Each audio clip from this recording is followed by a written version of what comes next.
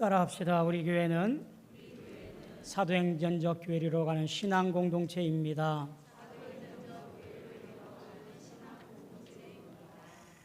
오늘 주 안에서 성령 충만하여 증인된 삶을 살아가시는 우리 모두 되어지기를 주님의 이름으로 소망하며 축원합니다. 여러분 잘 살고 계시지요? 한 번뿐인 인생 헛되지 아니하고 잘 살아가야 합니다. 자, 한번 인사할까요? 잘 삽시다. 네, 우리 뒤에 있는 분에게도 잘 살아야 됩니다. 우리 한번 다시 한번 인사하겠습니다.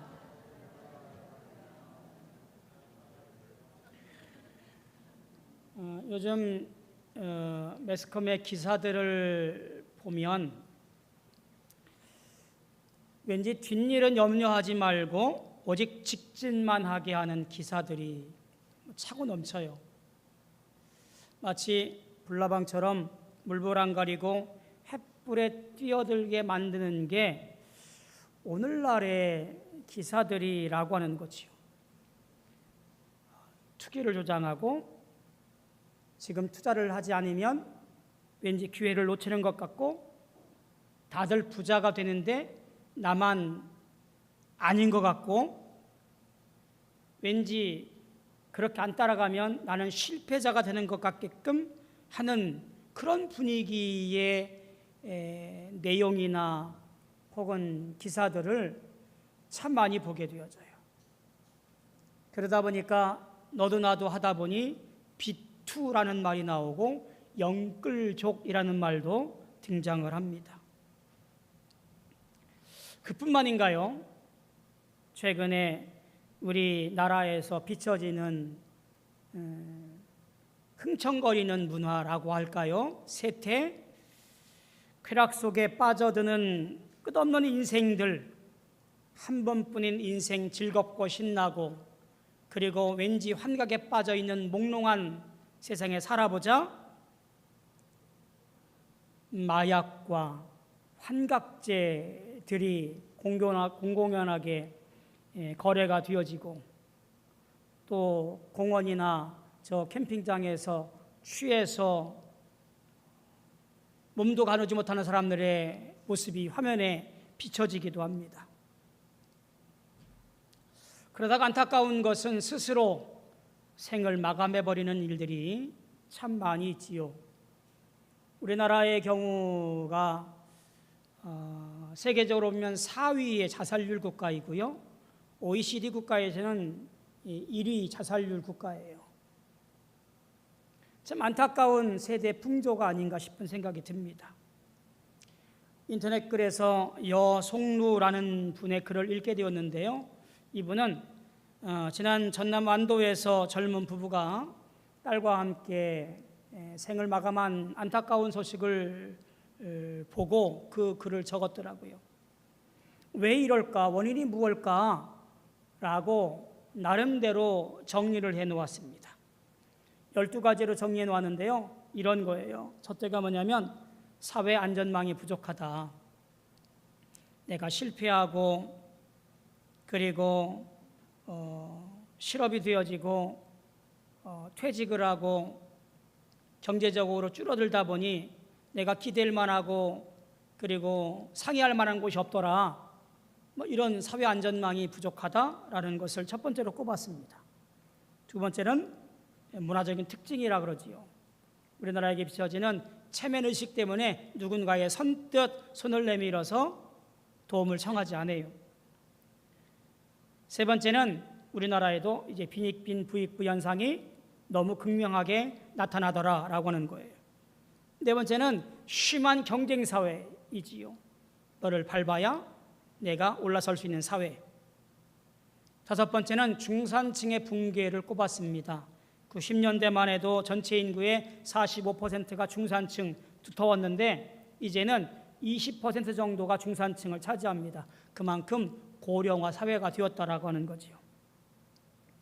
여섯 번째는 전통사회, 어떤 문화와 질서의 붕괴라고 하는 거지요. 어른을 공경하는 것들이 사라지고 하는 것들이 오늘 우리 사회에 팽배합니다. 결부되어서 7번째로 개인주의가 팽배합니다. 가치껏 나만 잘 되면 되고 남의 이웃들은 살필 필요가 없다라고 하는 거지요. 8번째가 국가의 행정 시스템의 부족을 꼽기도 합니다.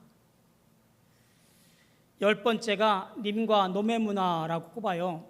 내게 잘해주면 님이고 내게 적이면 놈이 되어져 버리는 문화를 말하는 거지요. 11번째가 마음이 뜨끔해지는 거예요. 종교가 그 기능을 상실하고 있다라고 하는 지적이에요. 어렵고 힘들 때에 종교, 교회가 손을 내밀어서 그들을 돌봐주고 살펴야 되는데 현대의 교회나 종교들은 그저 자기의 복을 쌓고 추구하는 기복 종교화 되었다라고 하는 것이 하나의 지적입니다. 12번째가 주식과 가상화폐라고 하는 거대 자본의 침몰이라고 할까요? 이런 것들을 적어 놓았습니다. 이와 같은 것들은 일반인들에게는 백전백패라고 그는 적어 놓았습니다. 오늘 내게 주어진 인생살이는 헛되게 살아갈 인생이 절대로 아니에요. 오늘 내가 살아가야 할 인생은요, 주님이 함께하는 복된 인생입니다. 잘 살아야 돼요. 여러분, 내가 이 땅에 살아간 날 동안에 하나님께서 복 주셔서 이 땅에서 잘 살아가야 돼요.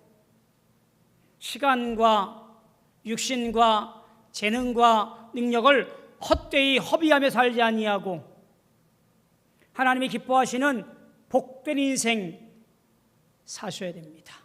언제까지? 주님 부르실 때까지. 어느 건축가가 건축회사에 평생을 다니면서 일을 해왔습니다. 그리고 은퇴할 나이가 되었어요. 은퇴 전에 사장님이 이복에 집 한 채만 지어주게 라고 요구를 했어요. 건축가는 물론 그 마음에 이게 내 일의 마지막이구나 라고 생각을 하고요. 또 한편으로는 저 사장 참 모질게도 마지막까지 나를 일시키네 라는 못된 마음이 드는 거예요. 그래서 그 불평이 앞서다 보니 설계도 대충 하고요, 질 낮은 재료와 그리고 서툰 일꾼들을 고용했습니다. 목재도 열악했고요, 그리고 마무리도 설렁설렁했습니다. 그럭저럭 집을 완공해서 보고를 했습니다. 다 지어놓으라고. 그때 사장님이 오셔서 그 건축가에게 열쇠를 건네며 이렇게 말합니다. 이복에 평생 동안 내 곁에서 일을 해줘서 고맙네. 내가 이 집 열쇠를 내가 준비했으니 이제 이 집은 당신 것일세 하는 거예요. 이 건축가는 그제서야 마지막까지 최선을 다하지 못한 것을 후회했다고 합니다. 여러분 어떠셔요? 잘 살고 계시지요? 하나님은 인생을 만드시고 복을 주시고 사랑하셔서 이 땅에서 가치 있고 목적 있고 의미 있는 삶을 살아가라고 우리에게 명령하셨어요. 그뿐만인가요? 또한 이렇게 살 수 있는 힘을 공급해 주시기 위해서 성령을 우리에게 보내주셨습니다. 어느 누구나 영광 가운데 거하며 끝까지 최선을 다하며 살아가는 인생들이 되라고 우리에게 모든 것을 허락하시고 그리고 보내주셨습니다. 절대로 시간과 능력과 재능을 허비하는 헛된 인생을 살아서는 안 됩니다. 여러분 잘 살아야 돼요. 도대체 잘 사는 것이 무엇일까요? 여러분, 부자 되라는 것 아니에요. 유명해지라는 말 아니에요. 권력의 정점에 있으라는 말 아닙니다. 믿는 사람으로 구별되어 주님의 뜻을 이루어가는 인생이 되라는 이야기예요. 말씀을 따라 신앙인으로 그 믿음을 굳건히 지키며 십자가의 길을 걸어가 하나님께 영광 돌리는 삶을 살아가라, 그런 말이에요. 저는 오늘 본문의 말씀을 통하여 어떤 인생이어야 하는가라는 것을 살펴보려고 합니다. 그래서 여러분의 인생이 영광 가운데 거하시는 인생을 다시 한번 살펴서 결단하시는 시간들이 되어지기를 축복합니다.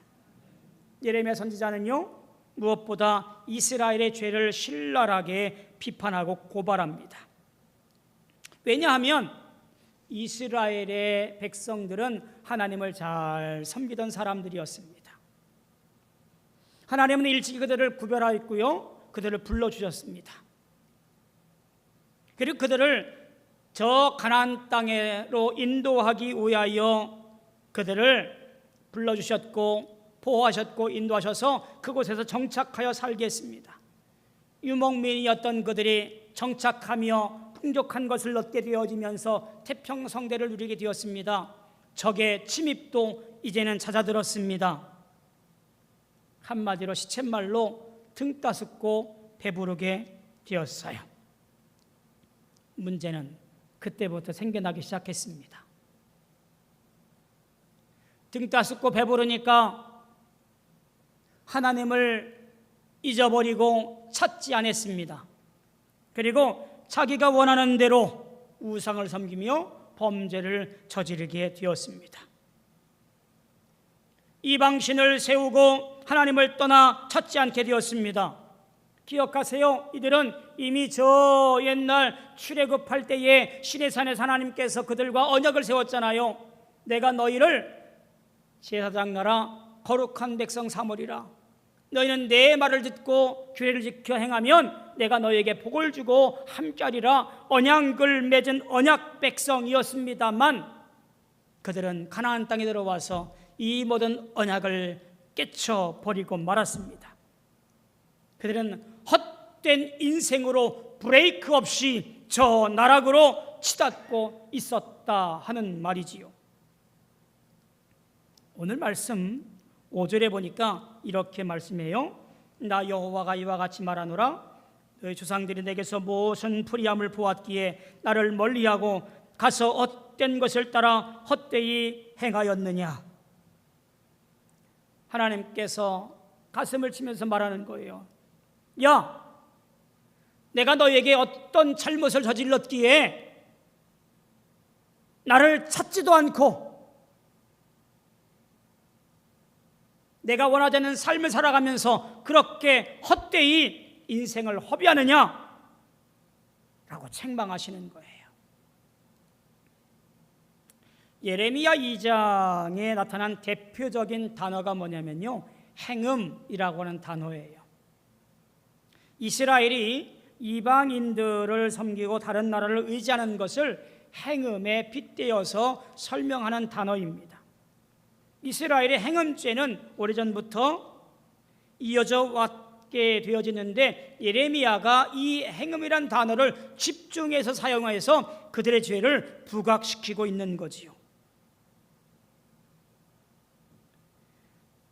그러면서 말합니다. 하나님께서 너에게 어떻게 행했는지, 어떻게 도와줬는지 한번 되돌아보자. 여기 보니까 6절과 7절에 이렇게 말씀합니다. 그들이 우리를 애굽 땅에서 인도하여 내시고 광야 곧 사막과 구덩이 땅, 건조하고 사망의 그늘진 땅, 사람이 그곳으로 다니지 아니하고 그곳에 사람이 거주하지 아니하는 땅을 우리가 통과하게 하시던 여호와께서 어디 계시냐 하고 말하지 아니하는도다. 내가 너희를 기름진 땅에 인도하여 그것의 열매와 그것의 아름다운 것을 먹게 하였거늘 너희가 이리로 들어와서는 내 땅을 더럽히고 내 기업을 역겨운 것으로 만들었다 라고 말씀해요. 얘들아, 생각해보자.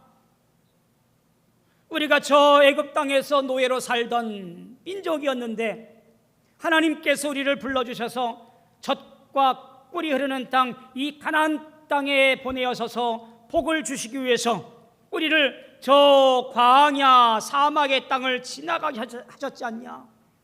그곳 햇볕이 내리쬐던 땅, 사막과 구덩이 땅, 사람이 살지 않던 그 땅을 통과하게 해서 이 땅에 머물겠거늘 너희는 하나님이 어디 계시는가 찾지 아니하는 인생들이 되었구나 라고 하는 거예요.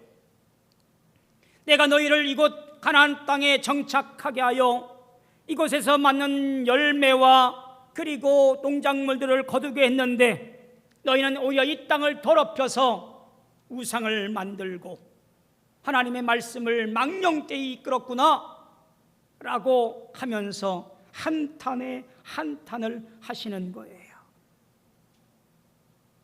내가 너희를 도와서 구원하였거늘 기름진 땅으로 인도하였거늘 아름다운 것을 먹게 하였거늘 도대체 너희는 어디 있느냐? 도대체 무엇하고 있느냐? 하나님께서 책망하시면서 말씀하고 있는 거예요. 여러분, 이 책망이 그저 옛날 이야기일까요? 그저 이 이야기가 구약에 나오는 성경에 기록된 한낱 저 이스라엘 민족들에 관련된 이야기일까요? 아니에요. 오늘 이 아침에도 우리는 이 말씀을 가슴 철렁하게 들어야 됩니다. 내 마음이 쿵 하고 내려쳐야 돼요. 내가 너를 택하여 죄에서 구원하였고 때마다 시마다 너를 도와 인도하였는데 나를 만나야 할 시간에 도대체 어디 있으며 내가 드려야 할 아름다운 재물은 어디에 허비하고 있느냐? 내가 내게 명령한 일들과 선의 행위는 온데간데 없이 사라지고 이기적이고 자기 창고 자기 배만 채워가려고 욕심부리고 살아가는 인생이지 않느냐? 왜 이웃은 거들떠보지도 아니하느냐? 이 역겨운 것들아, 도대체 너희 인생에서 하나님께서 어디 있느냐? 나를 알지 못하느냐? 무익한 것들을 따라가느냐? 오늘 이 아침에도 하나님께서 우리 한 사람 한 사람에게 말씀하시면서 우리에게 탄식하시고 계신 거예요. 내게 주어진 인생 가운데 신앙생활 잘하셔야 돼요. 내 인생살이 가운데 믿음 생활 하나님 마음 흡족하게 하셔야 돼요. 왜 그런지 아셔요? 우리를 부를 때가 곧 닥쳐오기 때문에 그렇습니다.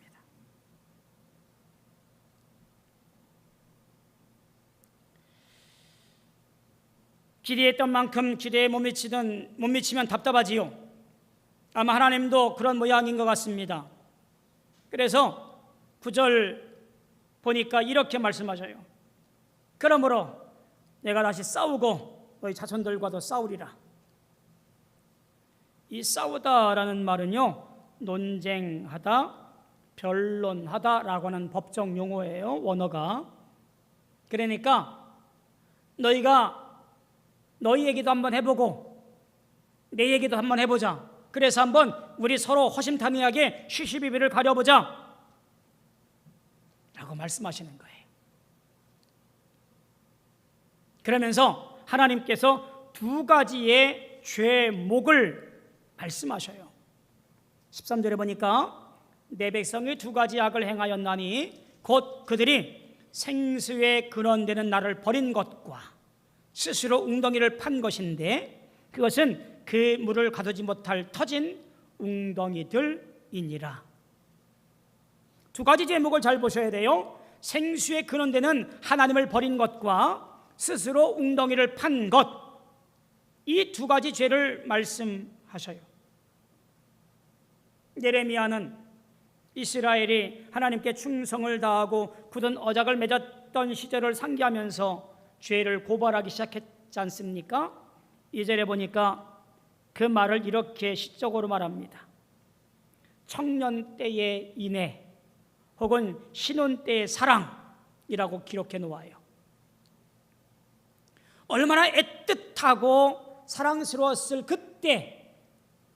그때를 왜 기억하지 못하느냐 라고 말하면서 그때를 모두 다 잃어버리고 이제 구별된 백성이 구별되지 아니하는 인생으로, 성별된 인생이 성별되지 못한 인생으로, 하나님의 성물이었던 그들이 이제 세속화된 모습으로 살아가고 있었던 사람이었죠. 하나님의 소유된 백성들이었는데 이제는 이방신의 소유물이 된 그들의 모습 보면서 안타까워하고 있는 거예요. 하나님께서 광야에서 그들을 인도하셨고 가나안에 들어가셨고 가나안에서도 풍성한 열매를 거두겠는데 그럼에도 불구하고 허탄한 인생으로 살아가고 있는 것을 하나님께서 보시면서 고발하고 있는 거예요. 그들의 죄를 지적하는 거예요. 야, 한번 봐라. 너희 한번 저 기띔 섬에 건너가서 봐라. 게달에도 사람 보내서 한번 봐라. 야, 이방신을 섬기는 저들도 그들 섬기는 신을 버리지 않아. 그런데 생명이신 나를 버리고 찾지 않아? 그러면서 두 가지로 요약하는 거지요. 하나는 생명의 근원 대신 하나님을 버린 것, 또 하나는 스스로 웅덩이를 판 것. 하나님께 대하여 나오지 아니하고 신실하지 않은 하나님을 저버렸으며 또한 그들의 전혀 도움되지 못하는 이방신을 섬기며 스스로 주인 되고자 했던 그들의 모습이 여실히 지적되어지고 있습니다. 웅덩이를 판다라는 것이 무슨 얘기일까요? 이스라엘 땅, 즉 팔레스틴 지역에는요 우기와 건기가 뚜렷해요. 그러다 보니까 물을 담아두는 저장고를 땅 깊이 파서 우기 때의 물을 저장해 놓습니다. 지금도 이스라엘에 가면 이 물 저장고가 굉장히 크게 여러 곳에서 발견되어지고 있어요. 바위를 파고 그 내부에 회반죽을 발라서 물이 새지 않게 저수조를 만들어 놓습니다. 자, 이렇게 하다 보니까 조금 단점이 있어요. 저수조 안에 물이 석회질이 너무 많아져요. 그리고 위에가 막혀 있지 않다 보니까 벌레라든가 혹은 동물들의 사체들이 들어가서 물이 썩기도 하고요. 그리고 당시 자연재해, 지진 같은 것들로 인해서 바위가 깨어지다 보니 물이 한 방울로 남지 않고 다 새 나가는 경우도 있게 되어져요. 이런 것들을 경험한 이스라엘 백성들에게는 아마 이 이야기가 귀에 쏙 들어왔을 것 같아요. 내가 아무리 힘을 내어서 웅덩이를 파고 물을 가두었지만 그 물은 먹을 수 없고 썩어버리고 때를 따라서 온데가 없이 물이 사라져서 허망한 것이 되어지는 것, 이것이 바로 터진 웅덩이. 내가 아무리 애쓰고 내가 아무리 노력하고 내가 우상을 세워서 그것에 절한다 할지라도 그것은 우리에게 전혀 도움되지 못하고 허망하여 사라질 것들 뿐이라는 이야기예요. 오늘 내가 추구하는 것이 무엇이에요? 오늘 내가 열심을 다해서 세우려고 하는 바벨탑이 도대체 무엇인가요? 때를 따라 그것은 나를 지켜주지 못하고요, 한순간에 사라져버릴 헛된 시간, 헛된 모양, 헛된 욕망들이 되어지고 갈 때가 얼마나 많은지 알 수가 없습니다. 내가 오늘 찾아야 할 가장 중요한 복된 인생은 생수의 근원 되시는 하나님을 바라고 앙망하는 거예요. 생수의 근원이라고 하는 말은요, 저 멀리 레바논에서 눈이 녹아 흘러내리는 시원한 찬물로 비유된 18장 14절 말씀의 표현에서 찾아볼 수 있는 거예요. 끊임없이 흘러내리는 시원한 물, 살아있는 물, 그것을 공급해 주시는 생수의 근원은 끊임없이 영적인 활력을 공급하시는 하나님을 가리키고 있는 단어라고 하는 거예요. 그런데 이스라엘 백성들이 이 생수의 근원 되시는 거저 공급하시는 이 놀라운 생명수를 버려버린 거예요.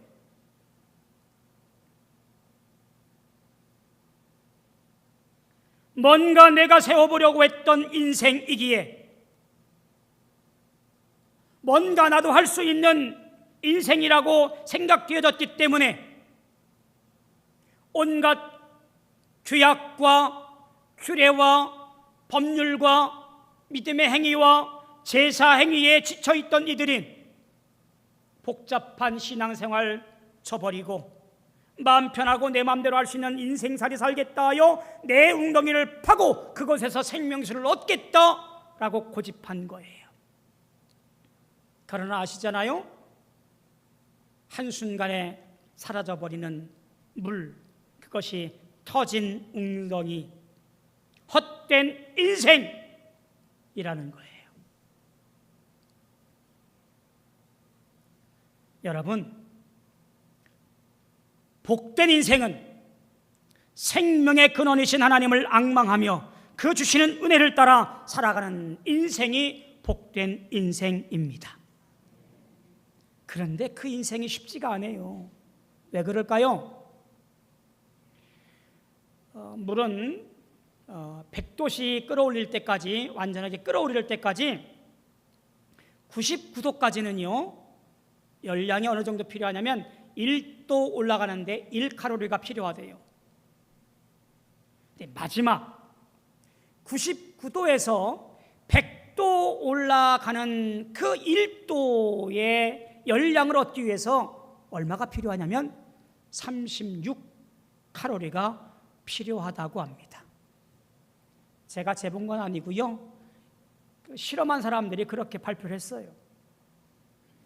마지막 완전에 이르길 때까지 굉장히 많은 고난과 힘과 능력이 필요한 거예요.